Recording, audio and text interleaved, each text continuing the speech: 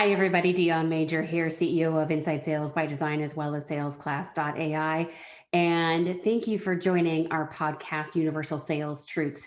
We started this podcast to share stories and journeys of universal sales truths, meaning what was true to forge a relationship with clients in the past. It was true in the past and will be true today and will be true tomorrow. And so we're bringing guests to you and speakers that have amazing backgrounds and experience to share pieces and parts of their journey and their stories. And we know that you will be inspired and you will learn something and hopefully get some folks to connect with as well and broaden your circle and your network, because that's what this life and world is all about, are the human connections we make at the end of the day. So thank you so much for joining us today. Thank you for listening to the Universal Sales Truth podcast. And we hope to hear from you soon. And I know that you're going to leave inspired.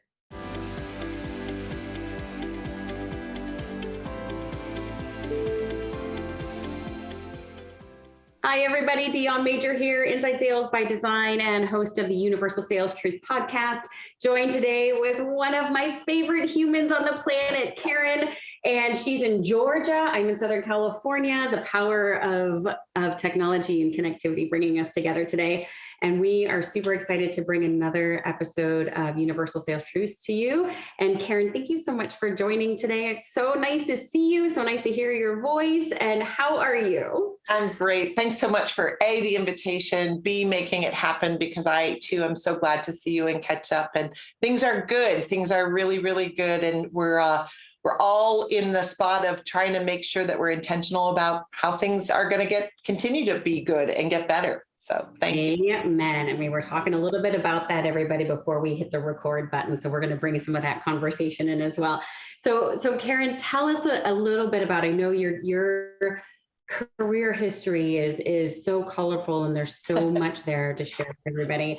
And I love all of that. And so tell us a little bit about you and your background. Sure. So I actually started in tech forever ago, is what it feels like. And, started in kind of operational roles, have always been in technology, and have always been kind of in either sales administration, sales ops, and then sales management.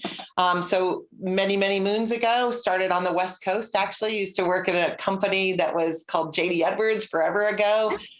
Selling ERP. Yeah. And then I had kids. And so after I had two kids, I took a season off. And so I spent some time being a mom, toughest job, most rewarding job. Also had the flexibility to not have to work for a couple of years. Then went back to work and started working for a small outsourced company, really kind of digging my heels in on what is sales and how do I have conversations? How do I make calls? How do I engage people? And so I did that for a short period of time so I could do part of that part-time.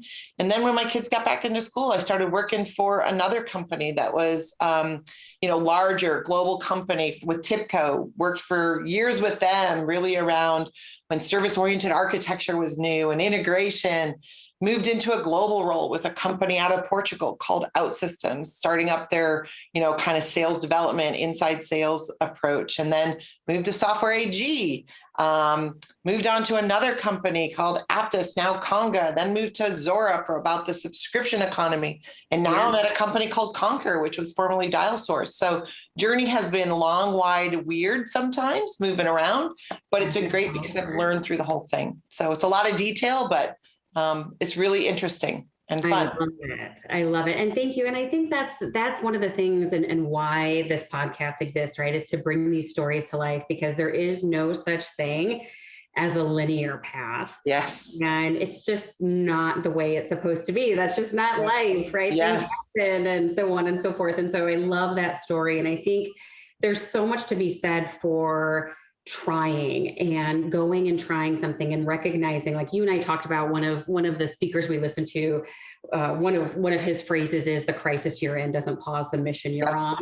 And I would almost say too, like the spot you're in doesn't pause your journey. And so there is never really a stop. There's always a continual learning evolution which is really cool. So thank you for sharing that. And so one of the things that we want to talk about too are some of your pivotal moments.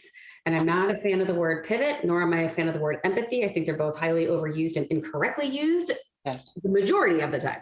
So, but I will say that there are certain moments that throughout our career, and we're talking about career, professional world, of there's almost this zing, right? Where the heavens open up and there's a light that comes down and you're just like, whoa, okay, this is one of those moments. So off the top of your head for today, have, 2 or 3 of those moments you can share with us. I think when we first started talking, you called them the aha moments. And I think that's such the right way to say it, which is like, it just, whether it's personal or professional, or just, you might have even heard it before, but now the truth really sinks in, right?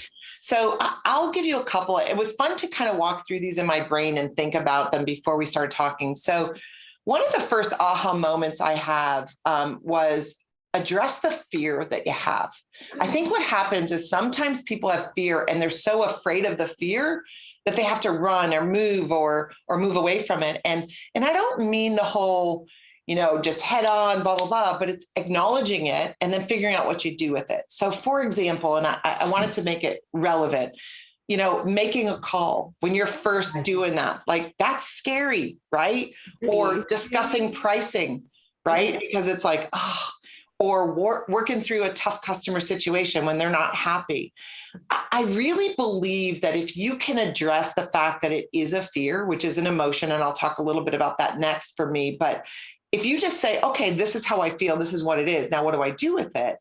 And then going, and a great mentor of mine, actually a guy that I followed in a couple of roles, who brought me into different companies, he said, make sure that you know with confidence the value you're bringing, because then addressing that fear of making a call or talking about pricing or talking through customer situations, he talks about it from moving from head to heart. If you're convicted, if you can take the value you bring in whatever situation it is, work or not, and then address it and then just do it anyway, it's real. And so I think sometimes that's really important, like address it. Call it out what it is and then move through it. Right. Yeah. I love that. It's so true. And I think there, some people are maybe sitting here listening going, but I don't want to label, right? But there's a difference between a label and giving a name to something. That's a very true statement. If I label something, I'm going to organize it. I'm going to put it on the shelf in my pantry. Right. That's true. Right. And so when we label something, we categorize it. And as humans, we do that, right? Because our brains want order. Yeah. And so I love what you're saying, Karen, because identification is different than labeling. Yeah. That's a great way to put it, because I think that, I think maybe that's the next part of the aha moments for me is, a few of the things I learned not to do. Now, I heard the other day that your brain can't focus on don'ts. Correct. So, right. So you can't, like, if you're skiing, don't hit the trees. That's not what you want to say. You want to say, clear the path, right? So I think about that, but I do think about things that I don't want to do anymore, that are no longer going to be part of my repertoire, if you would. So part of that is not apologizing for the wrong things, right? I believe in sincerity and saying I'm sorry when the I'm sorry is critical for you or critical for them, right? But don't do it for the wrong things. For example, I hear people all the time that cold call and say, I'm sorry for interrupting. I'm like, really? Are you sorry for that? Because you called me. So be sure that you bring the value and say, I may have been interrupting you, but don't apologize for it, right? Yeah. Also, this is the emotion part. Don't apologize how you feel or for how you feel. Yes. Your emotions are real. They're normal. But to me, what I think about is if you can identify them, not label them, right? But identify them and then figure out what to do with it and be mindful, of who you share those with, because it's really hard to put the genie back in the bottle. 100%. Right. But if you just say, okay, it is what it is. Now, what do I do with it? There's an empowerment in those emotions. I'm angry. I'm happy. I'm excited. I'm passionate. Right. So I just not apologizing for that is really critical for me. Right. A couple other, and I might have more than you want. So I'll be quick about it. Yeah. But this is really important. So it's not just about inside sales, et cetera. It's about leading. I really feel strongly you can't manage people. Don't manage people. You manage process. You lead people. So figure out how to be a great leader and then implement some processes along that to help you lead, right? And then another one, especially for sometimes for women in sales or technology, is don't minimize the value you bring.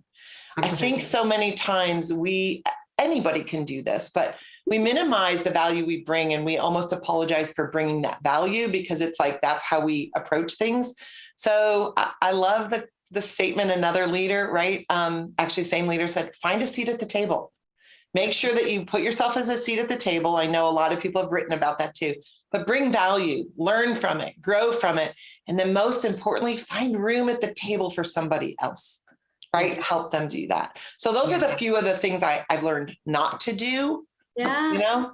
I love it. And thank you. I think all of those are so good. And I think speaking to leadership, we talk about that all the time too. And you and I have talked about that. Yeah. Where we manage things and we lead people. Yes. And so to your point, and I know you and I are really similar from a work style and stuff. And so for everybody listening, it's all about systematizing and programmatizing as much as possible. Right. And do the heavy lifting, upfront work, have your onboarding plan, have your ongoing training, have all of that, create a system. Yes. Right. And then you have the opportunity, like Karen was saying, from a leadership perspective, to coach your team and get coaching in return. So yeah, I just think it's everything you're saying is just worth its weight in gold for those reasons. And get a coach, right? Karen mentioned a mentor and stuff. And I have them too, because we cannot coach ourselves. Yeah. And you know, Dion, it's funny because I think the other couple things that come in is when you systematize and when you programmatize, you can't leave the human emotion out of it, obviously. And you got to find your margin in your life. That's the other thing I'm learning, especially is, you know, we all talk about balance, but it's hard. So you have to remember to give yourself that room. But you talk about coaches and mentors, and I love that. But I've also learned to think about them as champions, right? Yeah. Because those champions for you are the ones that are actually your cheerleaders, your coaches, but also your wise counsel, right? Yeah. And, you know, a fool suffers from non-wise counsel for sure. Mm-hmm. But the reality is, if you can learn from them, if you can honestly talk to yourself about asking for and listening to and acting on the feedback that maybe you've gotten, you know, grow with them for you, but also for them, become a champion for somebody else. And here's probably one of the other ones I would say is, even in a trying situation when you're learning, because, you know, when you're raw, salt in the wound hurts, right? So when you're working on something, it's even a tougher spot because you're raw. But try to find a piece of something that they're saying, even if you can't hear the whole of it. Find one piece, right? Find one piece you could take away and say, what can I learn from this? And sometimes it might just be, I never want to talk like that, or I never want to be told like that, or something that you could learn as a different leader, but there's always something in there. And those coaches, those mentors, those champions for you really can help you drive kind of your career progression, but also your life progression and your style progression. And it's good. Absolutely. And I think too, when I hear these aha moments, Karen, with you and others I've spoken with and have joined us graciously, is there's almost this moment of, I didn't know I could do that. So actually, I can. Right. And so it's those aha moments like you're talking about that just propel us, whether we're we spend our career in one role, which is perfectly fine, right? Or we have a different trajectory. So I think all of that is amazing. I actually have a shirt that says, "Actually, I can." Yes, so I wear it every once in a while. So I like that. I like the other part of it too. It's like, actually, I can, and here's how I can do it, right? So it's the plan. Yeah. You have to have action associated with thoughts and feelings. For That's sure. right. That's right.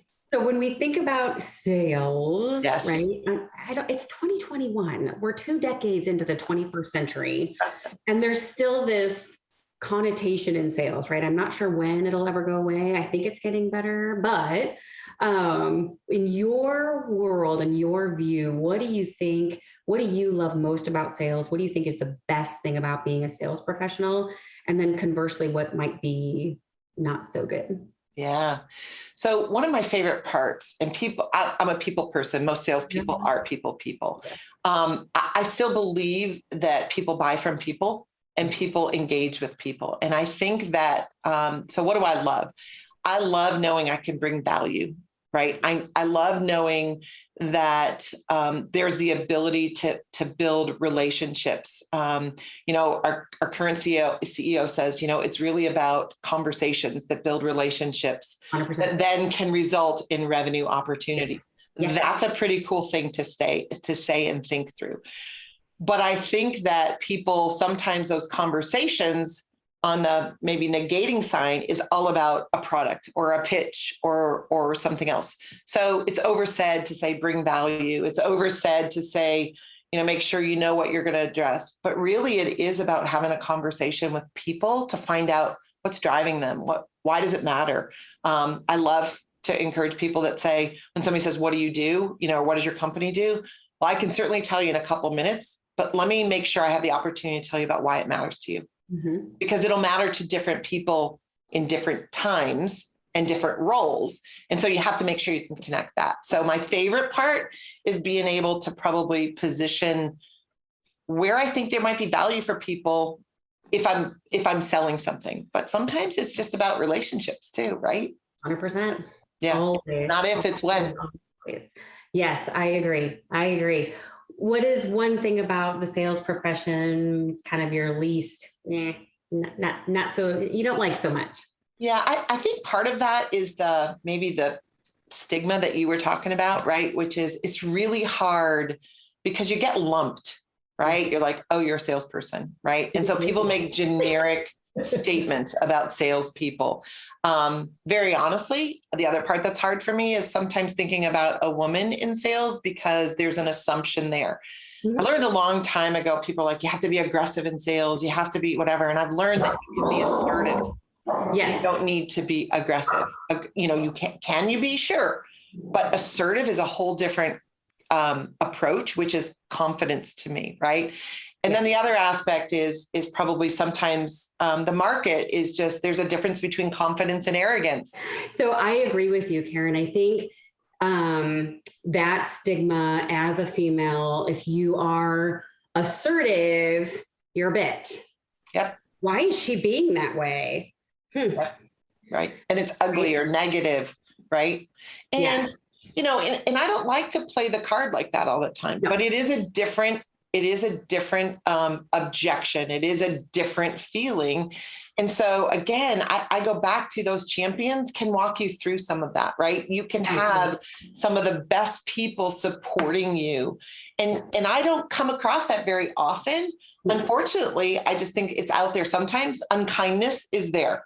So what you do is just kind of move around it, but just make sure in your head and your heart that you can recognize it, address it, and move on. Again, it's an emotion, right? Yeah, and I agree with you. And I think regardless of male and female, aggression is never received well. Right. Right. Assertiveness and confidence, like you were saying, is different. And there's a difference between those two behaviors, because that's what it is. It's a behavior, a way of speaking, it's a way of being versus aggressive and arrogant. Yeah. Yes. And male or female, I mean, I would agree with that even more. Right. And so I think at the end of the day, nobody wants to work with somebody who can be difficult, right? Or a jerk. None of us want that. And we don't want to be that person, hopefully. That's right. That's right. And so I agree with you on that. And I think, one of the things we talked about before we started recording was a level of self-awareness, which is not always easy. Right? Probably the hardest thing I would say is actually, right? Yes. It's tough to be real with yourself. Yes. And so I think having that level of self-awareness and peace as well, right? And being able to recognize how are we showing up? How is somebody else showing up? Yeah. And I think, you and I talked a little bit before too, that seasons come and seasons go. And in those seasons, you're going to be in different spots. And so therefore the way you approach things or you reflect or that you are reflected will also be different, right? But the thing there is to say, okay, what do I learn in the season? What am I doing in the season? What do I want to change? But sometimes the other last part is giving yourself a little bit of room to not be perfect, to be wrong, to be in a learning mode. It makes you human, but it also makes you real. And people see that, and how you handle those situations. It's also a really good lesson, because I've had some really great conversations with some of my even clients in a sales role where I have to say, you know what, I either have to apologize for the right thing, or say it's not what was intended. Maybe we're at a different spot. And I come back and hear this, like, I'll do business with you again. Right. And that's what you want. You want to do those moments, right? Yeah. The humanity. Yeah. And humbleness, and just call it what it is, right? Yeah. And it's the absence of pride, meaning our ego can't be hurt. There's a difference between that and, taking pride in a job well done. Those are different. Yeah. So, and that's another hard one, right? Like being human, like, believe me, there's so many moments where I keep saying, oh, is that how I did it? Right. Yes. Versus what I want to do with it. Practice makes perfect is what I keep thinking to myself. Seriously, right? We've all been in these moments. I don't know about you, but I look back and I'm like, oh no. I know. And, and that humbleness just keeps me driving to say, I know I can do it better. I know I can be better, but I have to be comfortable with the fact that I did what I did at the moment. I move on from there. 100%. This go around, I'm going to give myself a 5. Yeah. But next go around, I'm shooting for at least an 8. That's right. Don't, 10s are tough. 8s are good.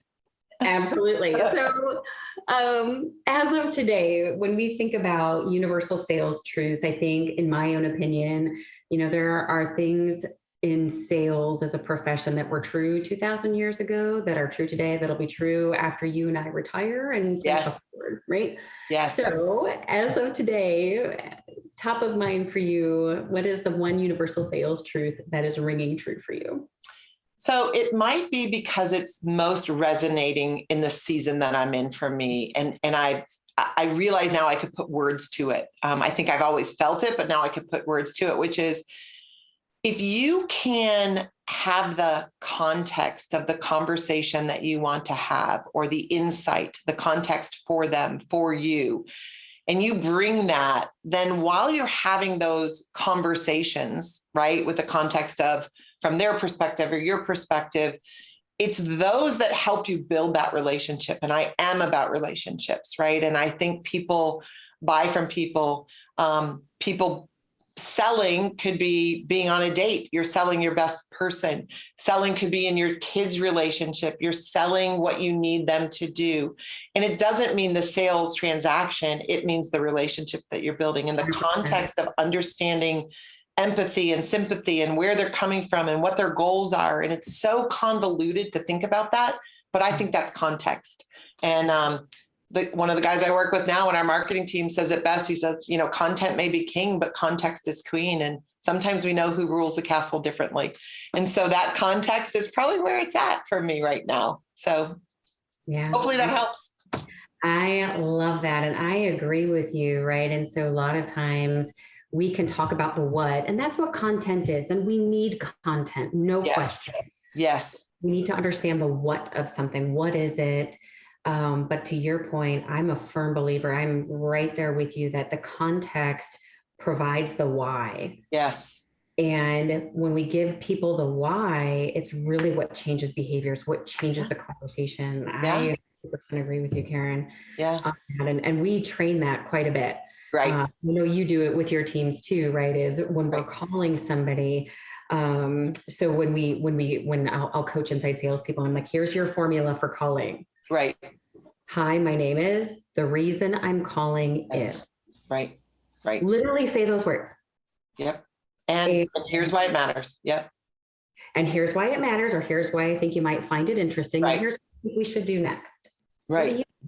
And does it, what are your thoughts? Does it apply? Do you feel like it does matter, et cetera? So it is that season of, I say context, but also just relationships. I think more and more it's harder to sell than it's ever been. It's harder to engage, harder than it's ever been. And I also think the other truth is that you need to think about how people consume, and it's changing, right? I never would have thought text was as valuable as it is now. And I'm seeing it, it used to be personal, right? It used to be like, that's my number. Well, it's changing. That's how people consume. Our market's changing. Our worker, the people that are working for us and with us, change. And so you got to move with that and you got to figure it out and then make sure that you can address it, right? Whether it's with technology or process or people or whatever that is. Yeah, we have to meet people where they are and how they want to be communicated with. That's right. So, I 100% agree with you. So thank you so much for joining today. Thanks again for having me. Yeah. Yes. So tell us a little bit about Conquer, and then tell us a little bit about how folks can get in touch with you as well. Oh, thanks so much. So I think the fastest, easiest way to talk about Conquer is that we are the #1 end-to-end revenue engagement solution for B2B companies. Let me explain what that means. There's a lot of sales engagement tools, but what we talk about is making sure that when you're looking at sales, it doesn't stop when you find or create revenue opportunities. It actually is about winning those and serving and supporting those and renewing and expanding it. So what we do is we're a native managed package inside of either Salesforce or Dynamics, right? Inside of CRM that helps teams, sales and service teams, execute, track, maybe even optimize all of their customer interactions so that you're not working in a silo from like sales and service and renewals, et cetera. So it really is about strengthening those customer relationships. And what we like to say is, if you can take CRM from a system of record into a system of engagement, you can have your teams conquer their day and your customers conquer theirs. So best way to reach me, I'm on LinkedIn, Karen Bolt Jones. I'm on, a phone call away at conquer.io. I would love to engage any way we want. Absolutely. Thank you so much for that, Karen. And I am a huge fan of your solution. So I think Thank you. And I agree with you. I feel like the tools out there and the engagement tools have finally kind of caught up with what the market is needing too, right? It takes a while to get there for sure. So everybody, again, and we talk about this during every episode. If you and I haven't connected, please feel free to reach out, connect with me on LinkedIn. Definitely connect with Karen, have a conversation like we're talking about, and start a relationship. Thank you so much. Until the next podcast, we wish you tremendous success. Thank you so much for joining us today for the Universal Sales Truth Podcast. Please make sure that you subscribe to our podcast so you're notified of updates. You can also find this content on the Inside Sales by Design YouTube channel. So make sure you take a look at that. It'll also be in the salesclass.ai platform for you and your teams. And please make sure to reach out and connect with myself and the speaker you heard today individually. We look forward to seeing you again soon, and contact us if there's anything you specifically want to hear or know about. Thank you so much and enjoy your day.